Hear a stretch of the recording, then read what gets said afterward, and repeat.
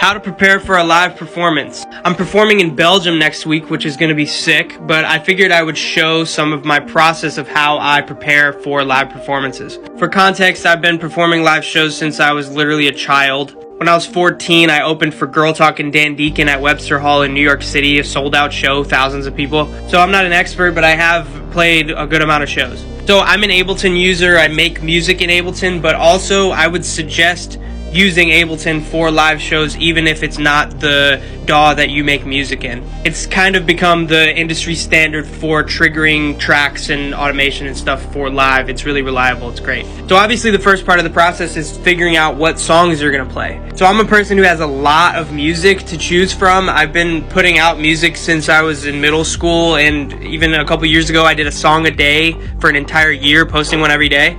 But obviously you have an idea of like which songs you love the most, which songs people responded to the most on social media or previous shows maybe. So my first step is I put all possible songs that I might want to play. I put them all into Ableton. So I won't spend too much time talking about the technical side of setting this up, but in Ableton there's two different views. This is the session view. This is like, so each one of these is a song. So if I'm triggering this song, and then I can switch to this one, whatever. You get the point. So in this view, you have to do it on the spot, usually with some sort of like an Ableton Push or a Launchpad or something. People use this for DJ sets and live performance triggering, stuff like that. So I have that version. This is just like every possible song of mine that I might want to play. So there's another view in Ableton, obviously it's called the arrangement view. So I have a whole other version of the set that's just set up to just play all the way through. And I've got cue points for each song with the song title,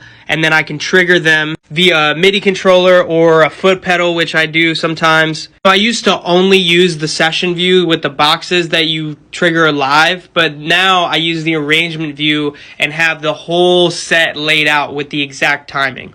Just because once I started adding myself playing live instruments, I didn't want to have to worry about the session view stuff. Also, it's easier to trigger automation in the arrangement view than it is in session view. Like I need to change the key of the auto-tune that I have on my voice for the songs. I'm already running out of time. I guess I need to do a part 2.